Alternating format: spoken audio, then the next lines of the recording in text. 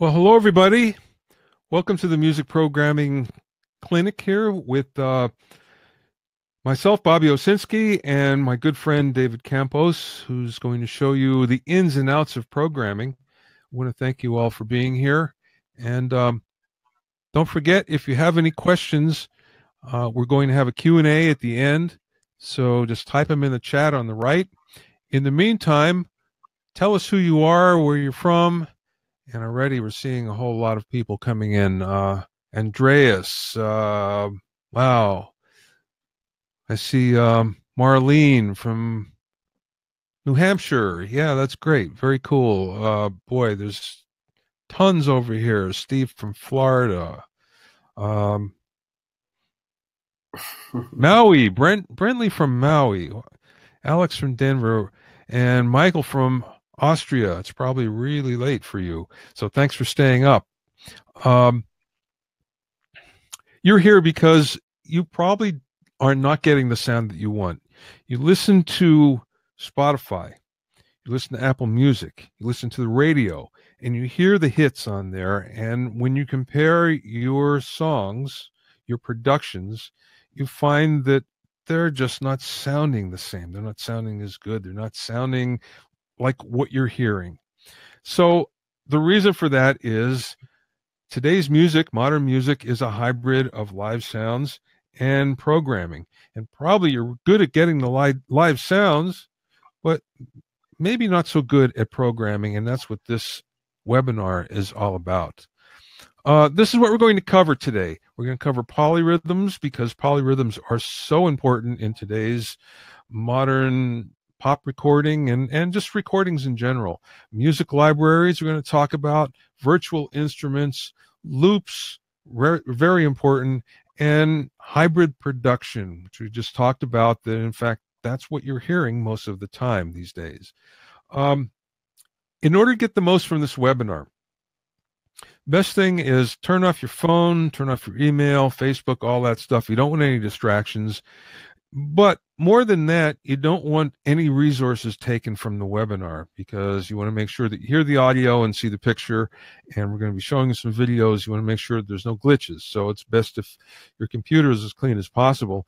You'll hear the most if you're using headphones, not absolutely necessary, but it's a good idea. And if you do happen to have a problem as we go along, if the screen freezes, if it begins to stutter, any of those things, go to the top and you'll see a reconnect button and just hit that, and that should solve your problems. So those are the things if you want to really get the most out of this webinar.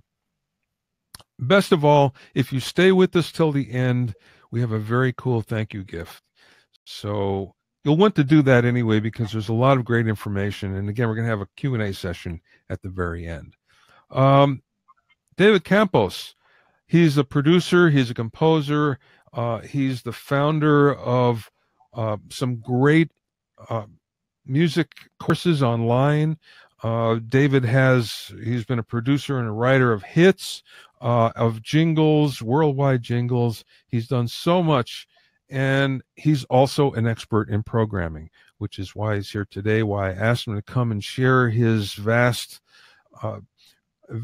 reservoir of knowledge with you. So now what I'm going to do is turn it over to David. He'll tell you a little bit about himself and then actually show you some of the programming things that you're here to see. David? Hi, Bobby. Thank you for having me. It's an honor to be a guest on this webinar.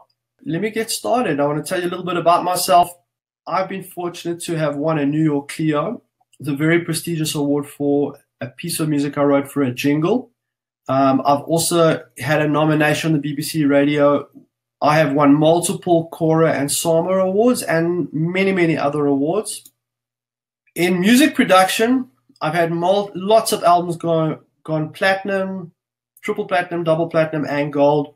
I've also been fortunate to have written jingles that have gone to every country in the world. I've worked on some very big brands: Coca-Cola, Fiat, McDonald's, Sprite, Nestle, Toyota. I mean, just to mention a few.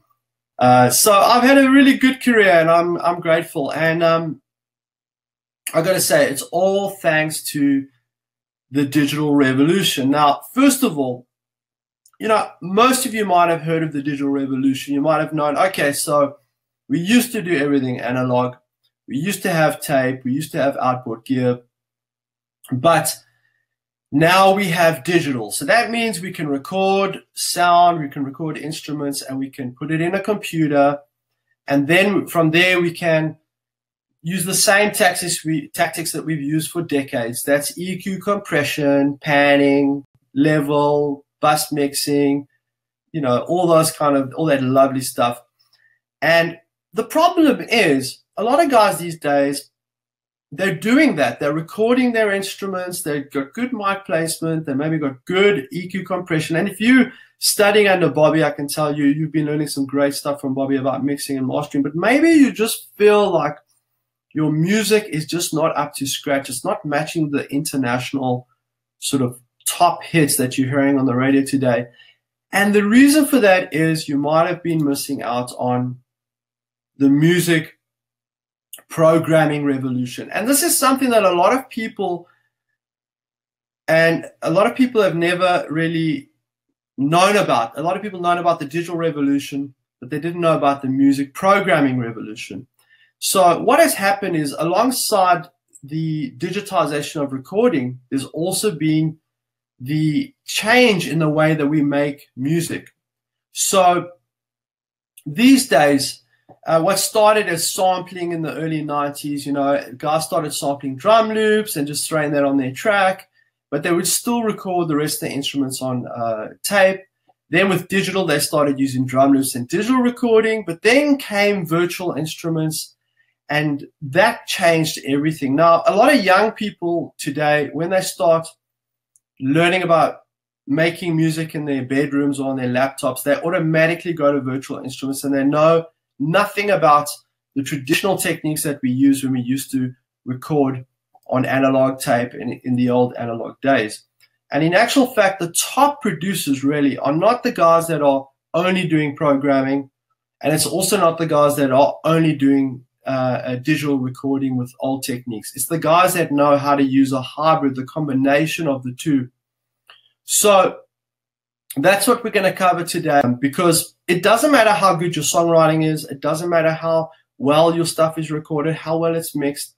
At the end of the day, if your programming isn't up to scratch, it's going to not match that modern, slick, ultra sort of top 10 Spotify, Apple Music sound that we have today, which really is a hybrid. Basically, when it comes to virtual drums, they're extremely high quality. And these are the benefits of using virtual drums. Extremely flexible. They're not just for electronic music. And you can create any style of music. You know, I've been a jingle writer. I produce a lot of styles of music. Often we get called to do country or pop, rock, orchestral. And you can create any kind of music with virtual instruments. The only sounds that are a little bit difficult to match are maybe guitars and vocals. And with a little knowledge, it's easy to add that human feel. So today I want to also teach you a principle.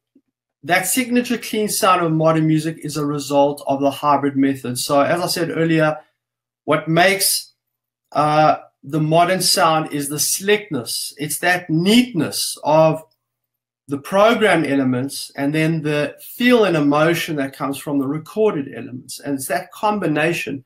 Even if you're working with recorded elements, top producers will always edit those recorded elements and get them really, really neat and tidy and tight, and get the band, get everything to work really well together. So it's something that you can achieve much more easily with programmed elements mixed with recorded elements. Virtual bass can be divided into three main types: acoustic, electric, and synth bass. They can sound profoundly real. Even fret and finger noises are added by the software. Very high in sound quality, and can save you a lot of money, time, and patience. So something I just want to say, you know, I'm looking at the comments and I can see a lot of people complaining that this concept is a little bit basic. You must understand that there are lots of people that don't get this. And a lot of times, something I really believe as a producer, and I help a lot of people, a lot of young producers get a better sound, is you need to get your basics and foundations right. You need to have the right foundations when it comes to composition, when it comes to programming, recording, mixing, mastering, and the music business. So, what I've decided is we're going to skip through a video and go a little bit further ahead so we can get to a little bit more interesting stuff for you guys, so I can keep you a little bit more entertained. So let's just skip through. I want to just go to the next point. Principle number 2, you are only as good as your sounds. This is very important. A lot of people don't understand this. At the end of the day, you're only as good as your sounds, because it's your sounds that really makes the quality of your music, especially when it comes to polyrhythms, also known as cross rhythms. It's the layering of those different sounds that really creates your sound. And at the end of the day, it's a lot easier to get good music when you're working with good sounds. Now, that's not just for programming. That also applies to recording as well. If you don't have good instruments, good musicians, good mic placements, good signal chain, then you won't have a good sound. But the same applies to programming. If you have a crap kick drum and a shit snare, and you've got terrible hi-hats, and you don't have a good synth sound, a good bass sound, a good pad, it's all about choosing premium sounds. And that's what really makes music good at the end of the day. It's almost like a chef will cook with the best ingredients that he can find. That would be organic, grass-fed beef, etc., etc. So, that's the point of this. The point of understanding about virtual instruments is it makes it easier for you as a producer to really get that top quality international sound, is by using the best sounds that you can find. We're going to talk about cross rhythms. Now, cross rhythms are an amazing part of music, and we start in beat with cross rhythms, and then we will use cross rhythms also in melodic elements, but we're starting with rhythm today, with beat. So how a cross rhythm works is really what it is it's one train of thought and then another idea that kind of start together, they kind of get out of sync with each other, and then they kind of find each other again and get back in sync again. And what happens is, with more than one cross rhythm coming together, is you get this kind of ebb and flow where things go in and out of sync with each other, and it creates a story. Now, this is an essential part of our modern music culture and tradition, and it's a good thing to get a mental hold on what a cross rhythm is so that you can use it when you're making music. So I'm going to give you a demonstration and show you how a cross rhythm works. And let me tell you, this is one of the most fun parts of programming and arranging music when it comes to producing music in a DAW. I've got a kit loaded here. Let's start with a simple 4/4 bass drum. Okay, so I've made a 4/4 bass drum. Let's loop that. Okay. Now let's say that's our first loop. Now what we're going to do is add another loop, but it's got a completely different timing. So for example, if you look at this kick drum, it's a kick on 1, 2, 3, 4, and there's 4 16s in between. So it's 1, 2, 3, and then on the 4th it repeats itself. So there's 4 16s per beat. I'm going to play a rhythm now that is actually 3 16s. So we're going to have a 3 and a 4 and a 3 and a 4, and they're going to start in time, then it's going to go out of time, and then it's going to find itself back in time again. So I'll do that with a rim shot.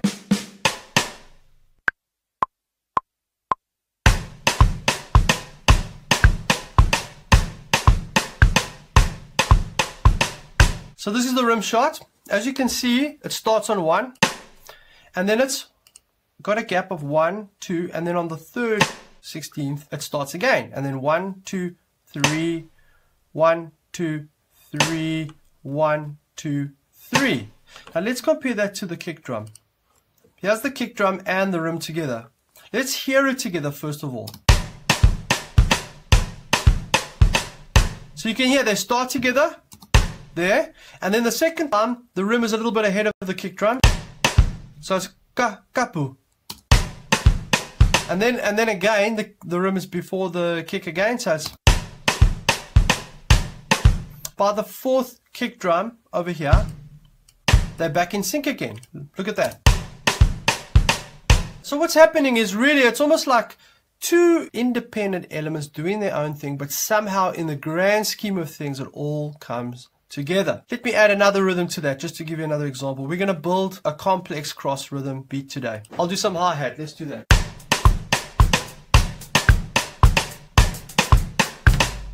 Let's hear that. Okay, I noticed the bum note over there. We'll take that out. Okay, let's make that a 2-bar loop. Let's make the rim shot a 2-bar loop. Okay.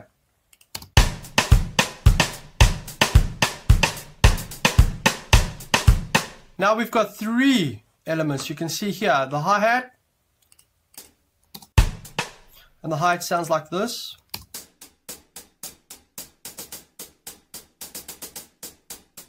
Okay, so that's a hi-hat. We've got the rim. Da, da, da, da. Every 3/16. And we've got the kick drum. Boom, boom, boom. And together.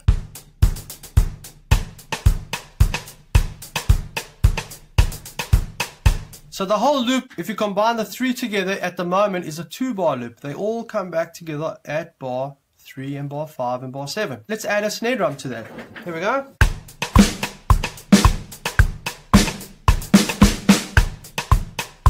Okay, so I've made a snare drum pattern.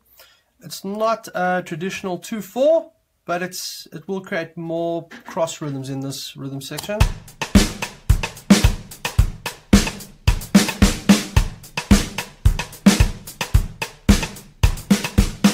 Okay, and then I've got another instrument here. Let's hear this.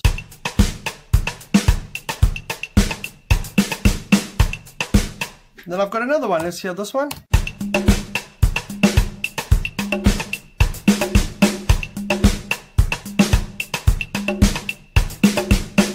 Okay, essentially we've got 6 loops, and these 6 loops are creating this cross rhythm. Now listen to it. There's essentially 6 elements that are doing their own thing, and they're all kind of working together to create this one kind of rhythm that you can feel. And a rhythm like this, I don't know what it is, it's the effect of cross rhythms makes you want to dance.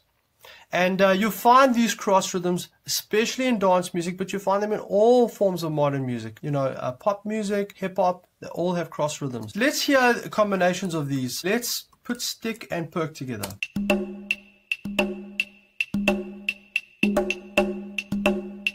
You see how they speak into each other? They're interacting with each other. They're creating interplay. And that's what happens with cross rhythms. Let me put the kick drum on. You feel that?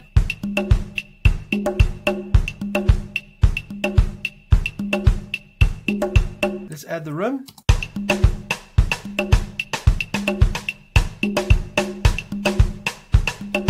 Let's add the hi-hat.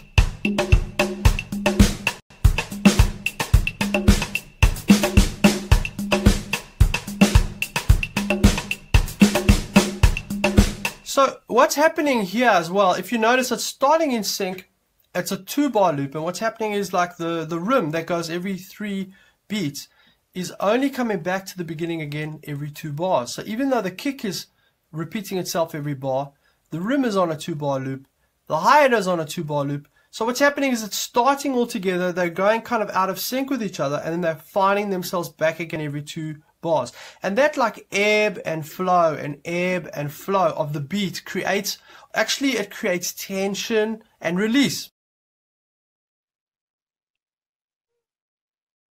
Awesome. So now we're starting to get somewhere. I mean, you know, it's difficult for me sometimes to know exactly how simple and how basic do I go or how advanced do I go. So anyway, we're starting to get into polyrhythms. Ultimately, you know, before we talk about that, I wanted to say that really polyrhythms and cross rhythms are actually, all music is actually polyrhythms and cross rhythms. The only difference is in our modern time now, we've actually embraced it on another level because of the modern loop and layer method. So anyway, let's carry on. Drum beats in essence are polyrhythms. I mean, that's a fact. You know, people see a drum beat as one thing, but it's actually multiple elements with multiple loops that kind of have a question answer. The kick and the snare are talking to each other, and there's multiple elements kind of going around in this, creating tension and release, ebb and flow, and creating that loop. And then When two or more independent rhythmical musical elements start together, go out of sync, and then find each other again, it creates ebb and flow, creates cyclical tension and release, creates a question and answer relationship. So also, if you think about it, tension and release is also something that we use in chords when we compose music.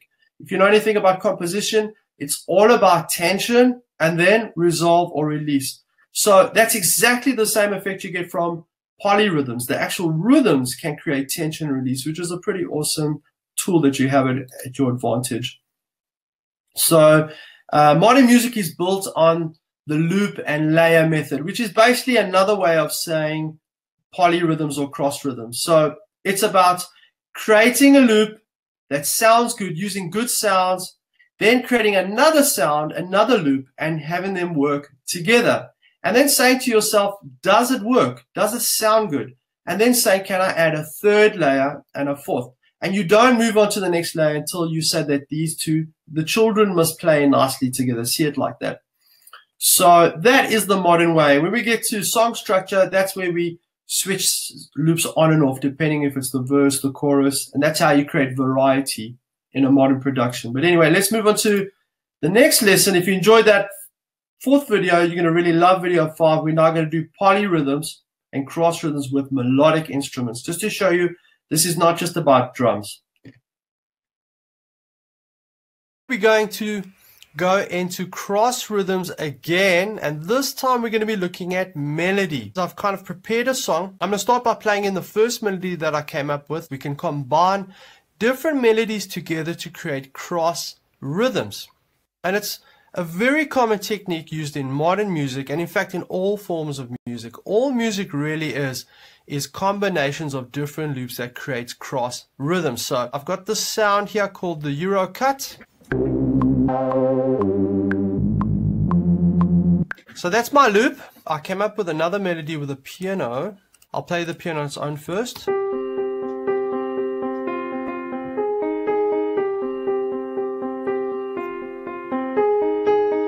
So this is going on an 8th rhythm, kind of like a hi-hat would in a drum kit. Da da da da da da da da da da da da da da da. So it's got a faster rhythm to it. Now let's hear them together.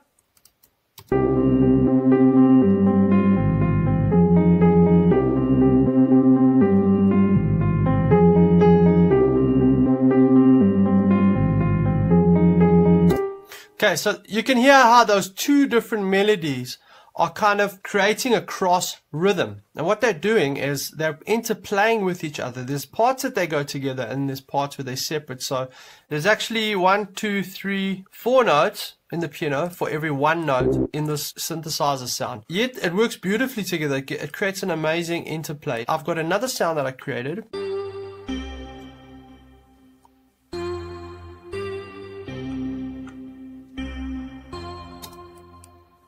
Let's play that with the piano.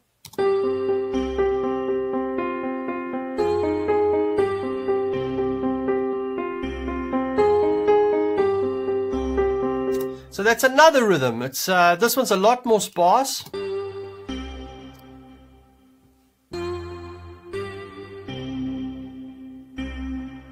So essentially, we've got 3 rhythms now. We've got 3 melodies, 3 different sounds, and 3 rhythms, and they all work together. Let's hear them all 3 at the same time now.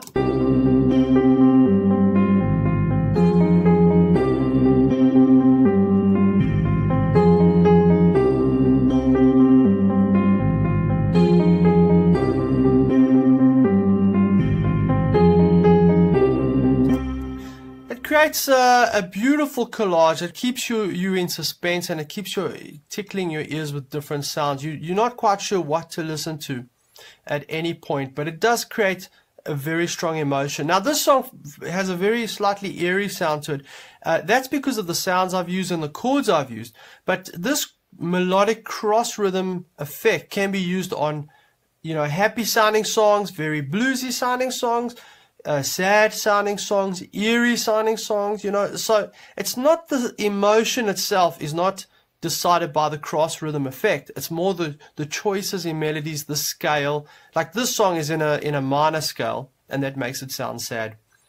But if you did this in a major scale, it would sound happy. I added a bass piano here. So hear that with the rest.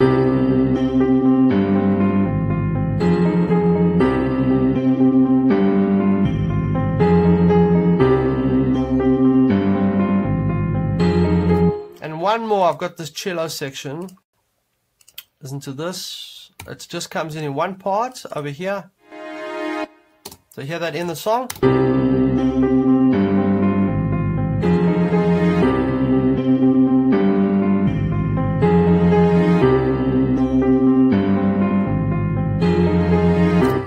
I want to also show you something else. I've taken each sound and I have created a corresponding drum sound to emulate that sound to give it the same effect. So just to show you what would it sound like if we took these rhythms and just used drum sounds. So let's start with the first one. Da, ba, ba, ba. So I've created this. Here's a sound. It's a West African drum beat.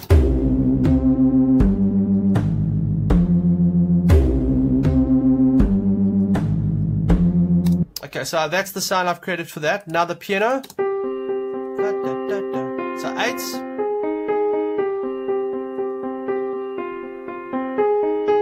I've created this sound for it, like a shakers. You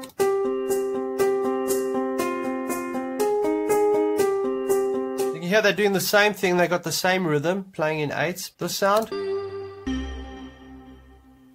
Ba, ba, ba. So I've got the sound for that.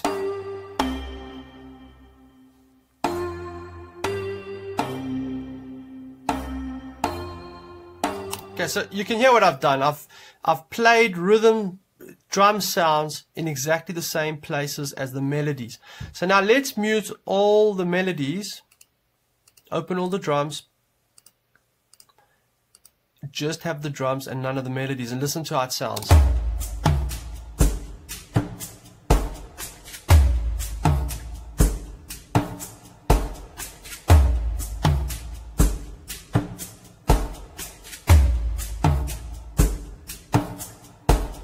So you can hear how that works. There's 3 or 4 elements. They still work together. It's exactly the same rhythm section, cross rhythms that we had in the melodic side, but the only difference is we're using drums, and it works. So how I came up with these melodies, the way the process works is, I just started with a melody. I loaded up a sound, and I just played a melody. I put the digital audio workstation on a loop at a certain tempo. I decided to write this melody in the minor scale to make it sound sad. And then I just came up with that first melody. I recorded it and I looped it. Then I loaded a different sound and I thought, well, we got a synth. Let's put a piano, something acoustic and something natural and organic. And then I came up with the piano line, you know, this one over here.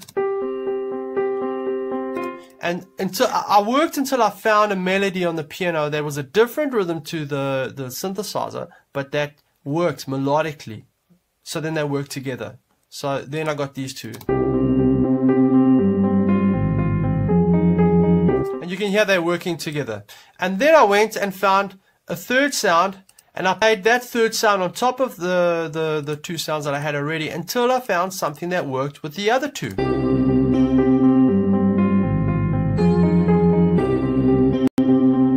You know, each element that I added took about 5 minutes for me to find the right melody and the right sound to add to this combination. And then finally, the strings and the bass piano.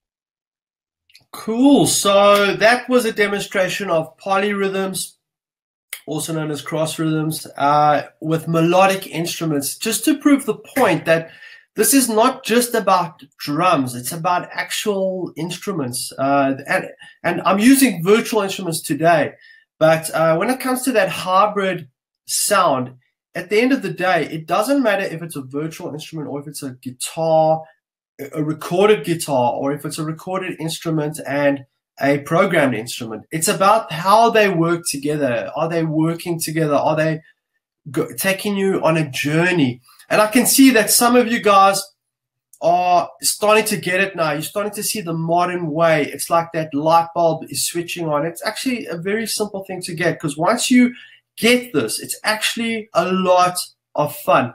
I can do that for hour after hour after hour in my studio. And this is why, you know, I did start with the point about libraries and why it's so important to get really great sounds and then to have fun and enjoy yourself.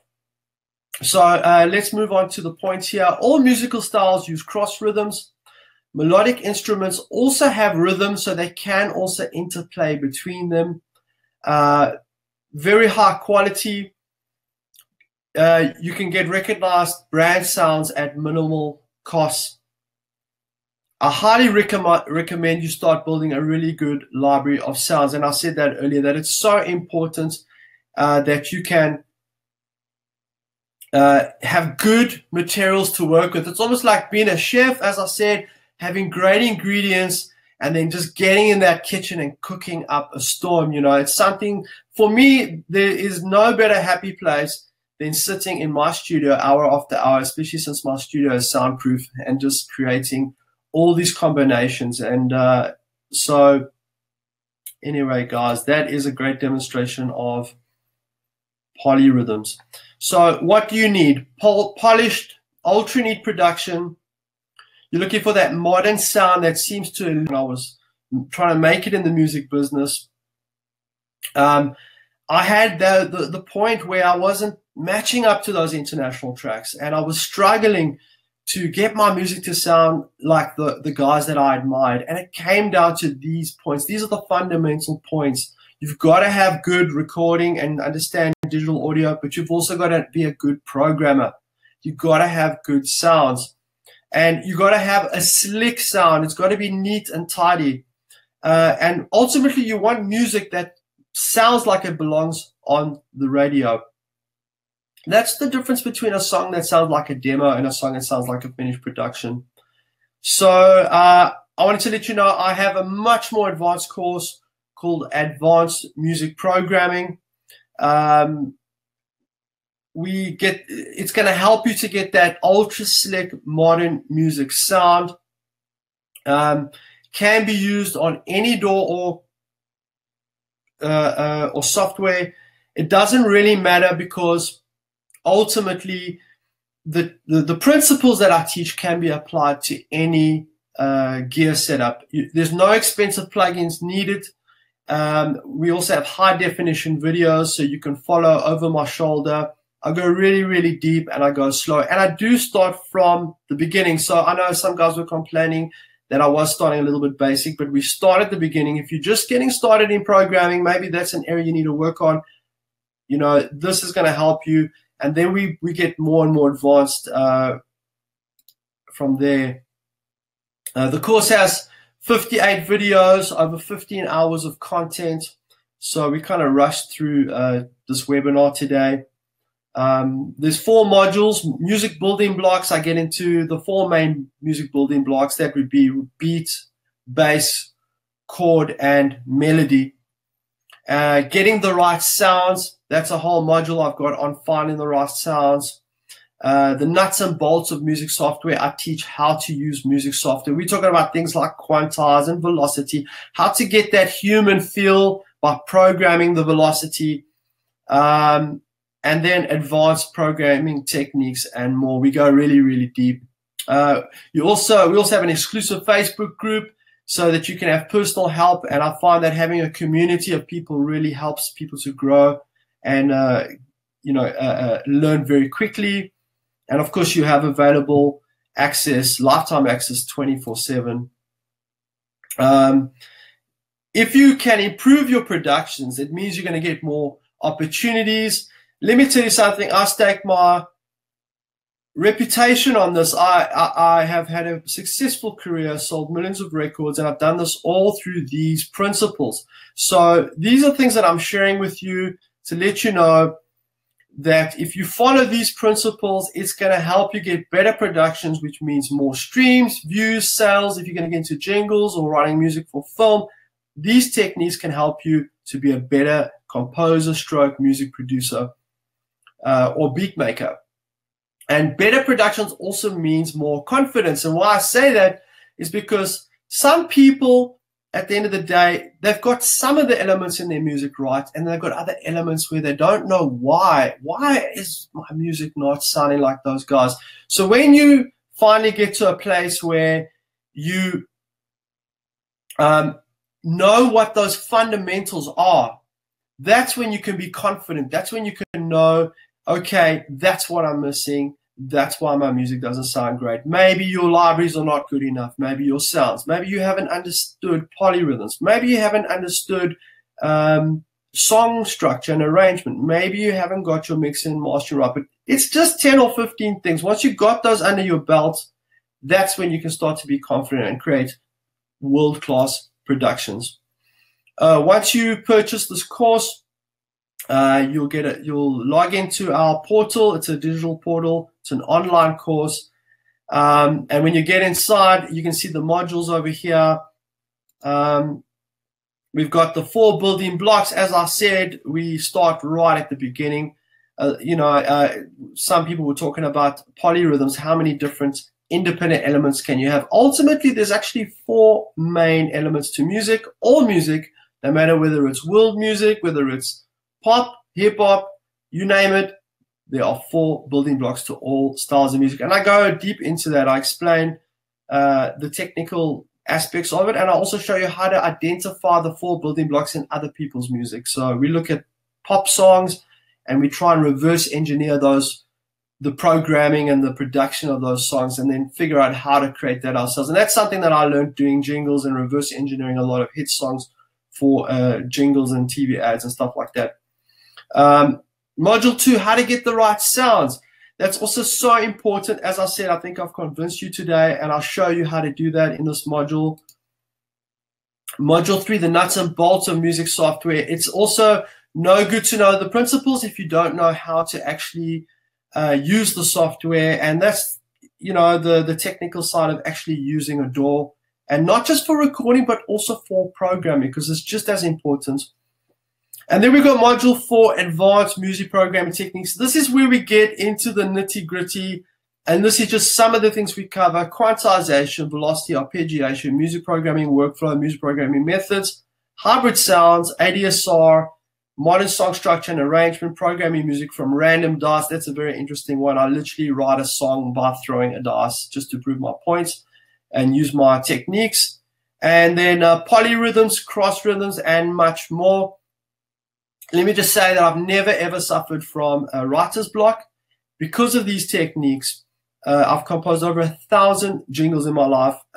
My most busy year in my life, I composed over 300 jingles in 1 year and 25 album production tracks in 1 year. That's almost a song a day. And that's not because I'm a genius or super talented. It's not about that. It's because of the techniques. It's about looking at music in the right way. When you look at music in the right way, it becomes a lot easier. So we also have the private Facebook group, as I said, and that's where we get to talk and share and, help each other along. And I'm in there every single day helping. And so we have an exclusive offer today that's only for Bobby's List. This is for my program called Advanced Music Programming. And it is normally $397. Today, it's only for $197. It's a 50% discount. And we're only going to have this open until Sunday night. So you can get that at advancedmusicproduction.com/sale. And that URL will not be up after Sunday night. So this is your chance to get it. If you want to learn more about music programming, hybrid sounds, stuff like that. If you enjoyed any of these lessons, let me tell you, we start even more basic and we go much more advanced in the course. We also have a bonus, DAW 101. If you don't know how to use a DAW, we will teach 4 different DAWs: Pro Tools, Logic, Ableton Live, and Reaper. And that we teach that. I've also got another bonus, sampling deconstructed. That also fits under sounds, because sampling is another revolution that has happened. Sampling is an art form on its own, and it is something that is still a part of the tools that you need to make world-class production when it comes to competing with the big boys out there. You know, in any given day when I'm producing music, I'll have a combination of recorded elements, programmed virtual instruments, and sampling. It's a combination of all of those. So I didn't want you guys to not know about that. I've thrown that in as a bonus. I've also got making music in action. So in this module, in this bonus, I'm going to compose music in front of you. You're going to watch me write music. You're going to watch me arrange it, and you're going to see the final result at the end. It's a over my shoulder kind of experience. And that really does help people quite a lot, because sometimes you learn through osmosis. So the lessons teach you the principles, the concepts, but the making music in action helps you to kind of get the point. Advanced music programming online coaching package. We've got 58 videos, over 15 hours of content, 4 modules. As I said, music building blocks, getting the right sounds, the nuts and bolts of music software, advanced music programming techniques, and more. 3 bonuses: the DAW 101, sampling deconstructed, making music in action, the exclusive Facebook group with my personal help, and I'm available via email, comments in the members area, and in the Facebook group, and you will get lifetime access. I also believe in my product, and that's why we give 100% money back guarantee.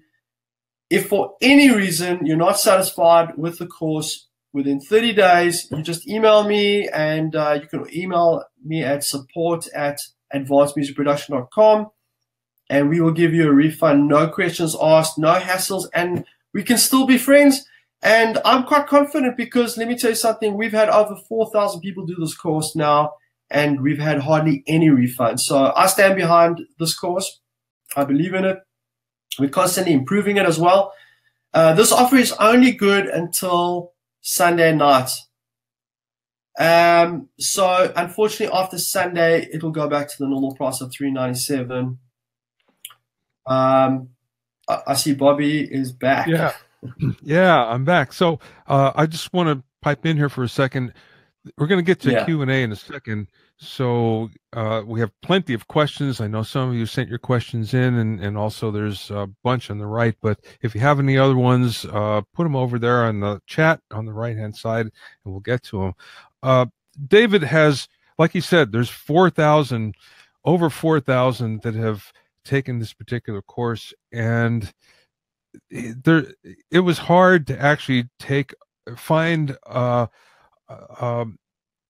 actually select the number of quotes, because there's so many of them. So there's so many good ones, and this is one from George.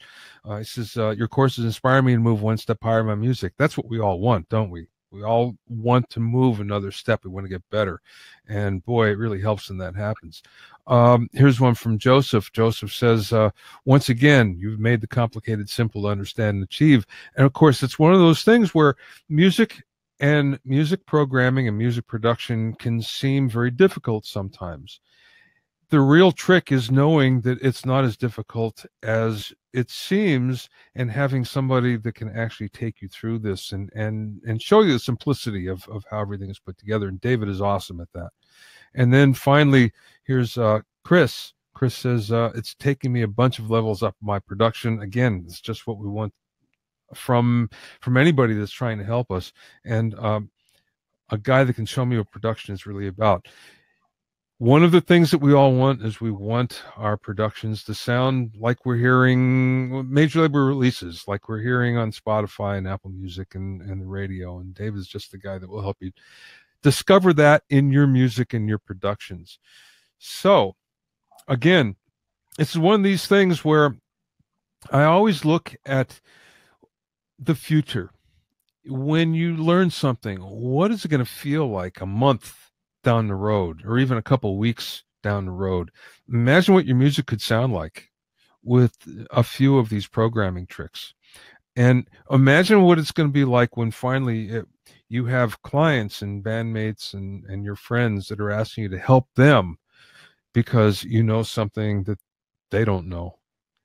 And imagine what it feels like when you go into a project knowing that you have a bunch of new tricks under your belt, and they're the tricks that hitmakers are using now. And these are the things that David could help you with, and David will certainly instruct you and take you to that level that you want to be.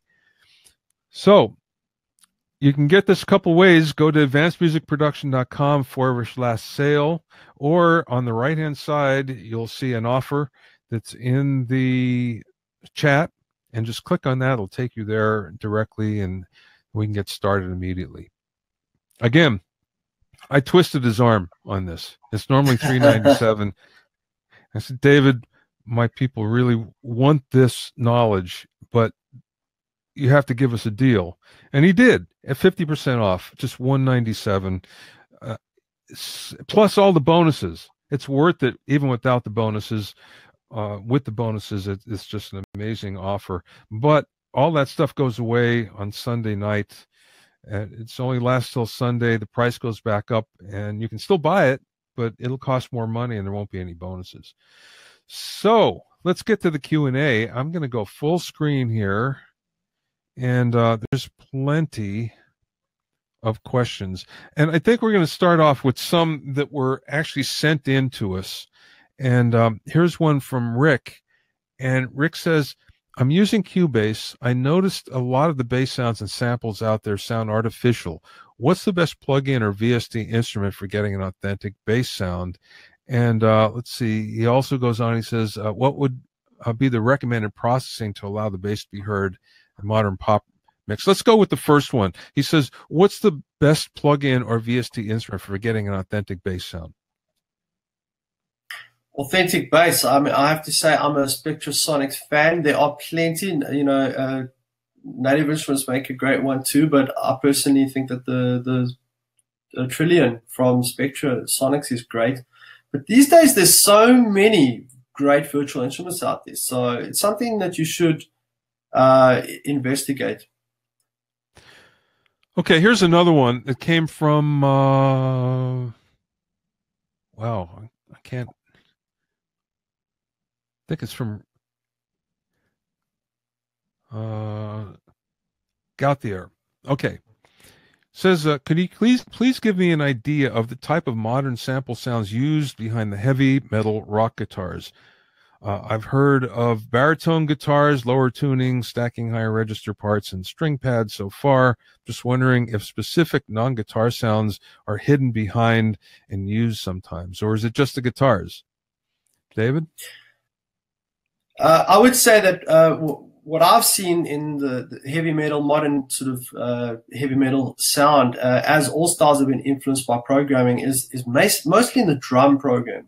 There's a lot of drum replacement going on in metal and modern rock. But as far as stacking guitars with virtual instruments, I would say, again, guitar is one of those things that we still tend to record live. And I would say what I'm hearing on all the top records these days is just really great editing and stacking. So it's all about really getting all those parts layered, but in really exceptional sync. They've got to be perfectly in sync. And it's also the mixing. It's about panning them properly, maybe recording in different inversions. That's an old trick for stacking guitars. So you record the one chord in a low inversion, and you play another chord in a medium and another one in a high, you know, and then you'd also use different maybe amp sounds. And so I think it's more about stacking than it is about programming, you know. So like I said, metal and rock and that, yes, drums, maybe synthesizers in the background, but not so much in virtual guitars. Yeah, another thing might be capos. I've done that a lot, where you capo a guitar and you get a different sound. Yeah, you have to change your you have to change your fingering, but it really does sound cool. Yeah. So David, you want to pick a question here from our audience? Sure. How to overcome laziness? I love that question. And you know, I think somebody else asked a similar one. Said laziness and procrastination. Now, I wanted to talk about You know, as I said earlier, I've written over 1,000 jingles in my career. I think I've produced a few hundred songs for albums. I've never had a day of writer's block in my life. And, you know, I cut my teeth in jingle writing, and a client comes and says, we need a track by, it's like 4 PM, and we need a track by 9 o'clock tomorrow, and we got $10,000. I'm like, yeah, I'm not going to sleep tonight, and I will make that thing happen for the money. And what happens is you start to kind of look at music in a different way, and you start to analyze music and say, well, you know, every song has a drum beat, and it has a certain collection of sounds. Certain styles have certain chord progressions. And when you understand polyrhythms, and when you have a good set of libraries, and you also have access to good musicians that can record, you know, at the drop of a hat, then you can create music very easy and very quickly, because at the end of the day, you're using a system or a method to create music. You're not necessarily waiting to get inspiration in the shower. So, yeah, I think that it's all about having a system and just keep pushing forward all the time. You know, because a lot of guys get stuck waiting for that inspiration, and then they don't go forward. You know, so that's what I would say. Just do it. You know, and in my course, I actually write a song with dice, which is very interesting to see. The dice decide the tempo, the sound we use, the chord structure, everything. And we create an awesome song using dice, just to show you that there's no excuse for procrastination, laziness, or writer's block. I got another one here from Kevin, and he says, do you groove quantize templates or typically use standard quantize from your DAW? Personally, I don't use groove templates. I'm not saying that's wrong. I think that the way I like to approach it depends on the style of music as well. If you're doing EDM or electronic music, that tends to be super quantized. So it'll be a 16 or a 24 or something like that, one of those strict standard quantizers. But if I was producing something that's like jazz or rock or country or something like that, I would quantize it, and then I would go into the MIDI notes and I would move stuff a bit late, a bit early, you know, and add a human feel to it. Or the other option is you don't have to strict quantize. There's a threshold. You can choose to quantize at 50%, 75%, 25%. So sometimes, and that's part of being human, is slightly out of time, and that can add more human feel into music. Again, it depends on the style of music. If I was trying to do a Michael Bublé type of song, then I'd have it slightly out of time. But if I was doing like dubstep or trap or some one of these modern styles, it's going to be doof, doof, doof, you know, to the line, exactly perfect. Well, here's a question from Nathaniel, and it's right down that particular line of thinking. It says, can modern music operate free of the loop and layer technique? Look, yes, it can. I would argue that, okay, so, you know, the traditional way of writing music is, you know, a guy gets his guitar and he strums 4 chords. Then he goes, oh, I've got a melody for that. Boom, he comes up with a melody. Then he phones his friends and he says, okay, I've got a song. And then the drummer and the bass player come, and the drummer goes, oh, I'll play this beat on your chord and melody. And the bass player follows the chord structure of the guitar. And then someone comes along and goes, oh, we need a verse, we need an intro, we need a bridge. And then the producer comes and records all of this. But if you think about it, it feels like that was all inspiration, and it was a journey of how you found the song. But technically, the drum beat was a loop, and the chord structure was a loop, and the melody in the chorus is repeated like 8 times in the song. So really, music is made out of loops. It's just a question of, do you write the song in a linear way and then break it down into loops, or do you write loops and then extrapolate that into a linear song? So I'm not saying that there's a right or a wrong way. I think that both ways are valid. Sometimes, and it happens to me too, I do wake up in the middle of the night with a melody and an idea for a song, and then I run to my studio and make a song out of it. But other times I write a drum beat, which will influence me to come up with a chord structure, and the chord structure will come up with an idea for a synth idea, and I'll add polyrhythms, and the next thing you know, we come up with a melody for a vocal, and then we record the vocal at the end. And most modern music is done like this. The beat is created first through the loop and layer method, and then we figure out what vocals we're going to put on top. Here's a good one from Raul. He says, my track count is very low at 20 to 30 tracks. How many tracks do you use? How many instruments? Are there copies, different synths, same movements? What do you think? Okay. I like, this is actually something I really like this question, because one of the first mistakes that amateur producers tend to do is to try and layer too many elements in their song. So what I believe in is simplicity is best. Always have less. Less is more. Rather have few instruments that sound killer, shit hot, like an amazing kick, an amazing snare, a great bass, an awesome chordal pad or something, or guitar, an amazing vocal, and a great synth melody or something, and that's it. And I also think that the human attention span can only really focus on a few elements at a time. Now, if you said layering synths, yes, you could take 5 or 6 synths and layer the same idea, but it's really still just one element. It's one thing. If you ask a random stranger, is that 5 sounds? He'll say, no, that's 1 sound. So, yes, you can layer snares and you can layer instruments, yes, but there shouldn't be more than 4 or 5 sounds at any one time. I really try and keep my music simple. Let me just expand on that a little bit. I was looking at a Beyonce track recently, and it was 4 tracks and 8 vocal tracks. So that's all they had.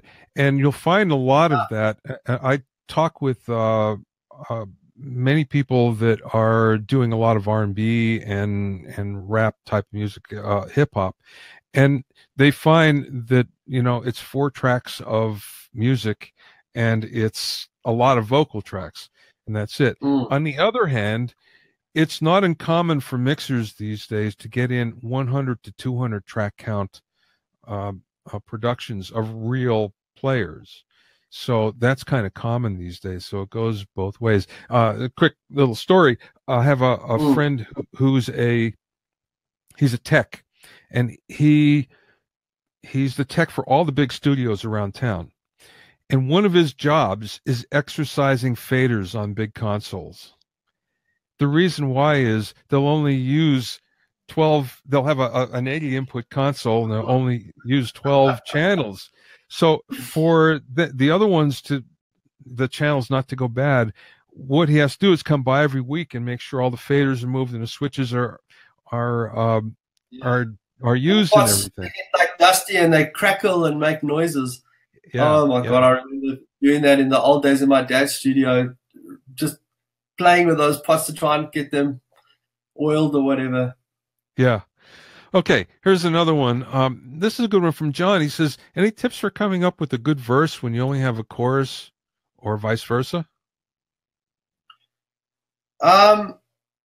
Usually what I find, you know, the way we compose, normally we come up with the hooks first. And another little trick I'll give you guys, a little tip. A good way to improve your music, improve your chance of your song succeeding, is to compose more than one hook, maybe 3 or 4 hooks, and then split test it. Go and play it to a few people and find the best chorus. A lot of people will just pick the first chorus they come up with and record that, and boom, that's their song. And they lower their chances of the song being good. Write more than one hook. When it comes to the verse, it's a skill on its own. It's a totally different mindset. A chorus is something that people must sing, must be catchy. The main theme of the song is the chorus, so you got to be thinking in almost like headlines. But when it comes to the verse is more about telling a story, setting up, you know, the context of the song. So there is a skill to writing verses and choruses, but that's now we're getting into songwriting. I think that's going away from programming. If we were to talk about programming, then I would say, you know, programming always in verses, you find verses have much fewer instruments, less elements in them, because you're trying to hold back for the chorus. When you get to the chorus, you want that to be your biggest part of your song. And often also, if you think about human psychology, usually the first thing that people will hear is the verse. So you're trying to get them used to the beat, the bass line, get them to learn the chord structure, so that by the time they get to the chorus, they're thinking about the melody, not the beat, the chord structures and the bass line. So You're building that energy up to the chorus. And that can be done with arrangements and adding things. You add more elements as you get closer to the chorus. We have time for a couple more, but first I'm going to take one here from Ignacio. He says, have you used or developed a course writing the faders and automation? You'll find that, I'm sure David has something as well, but you'll find that in my music mixing primer course, where there's a lot about automation, the different types of automation, when to use it and why. And there's a method behind it. You can't just randomly do it, or else you'll wind up with a mess, an automated mess. So you have to really kind of have a strategy about it. David, do you have something in your course?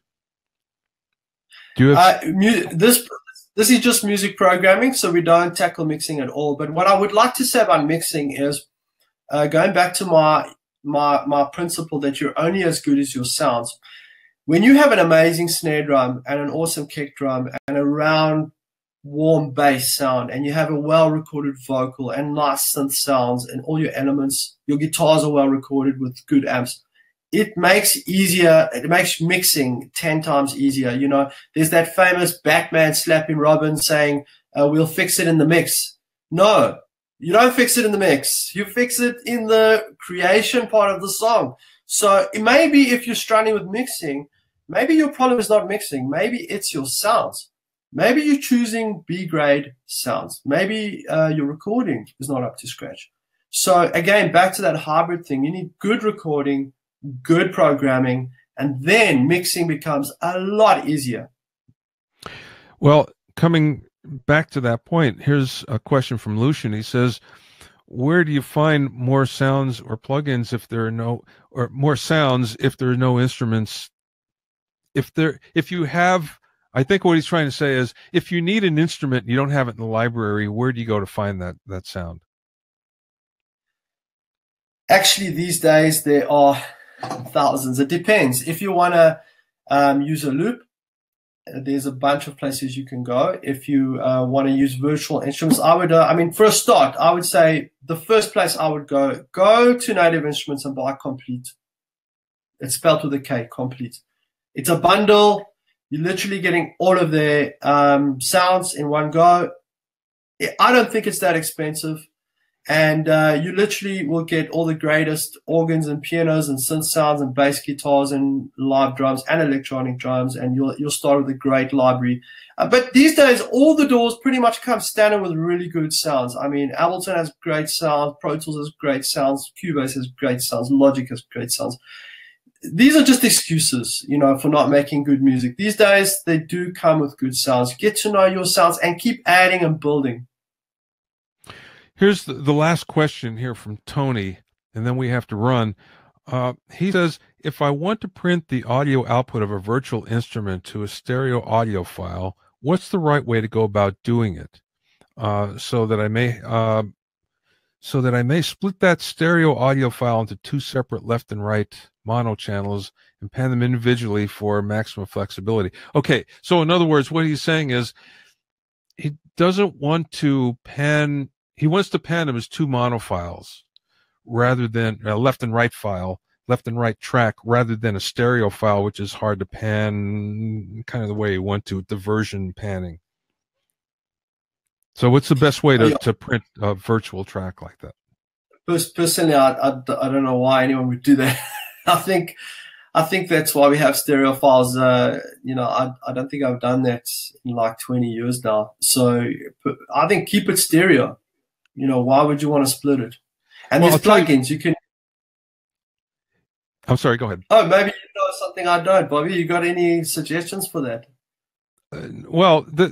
There is a reason, and one of the things that I advocate when mixing is you normally think, I have a stereo file, I'm going to pan it hard left, hard right. The problem is when you have, let's say, 5 of those things, all of a sudden you basically have a big buildup in left and right, and it's mono, big mono as we call it.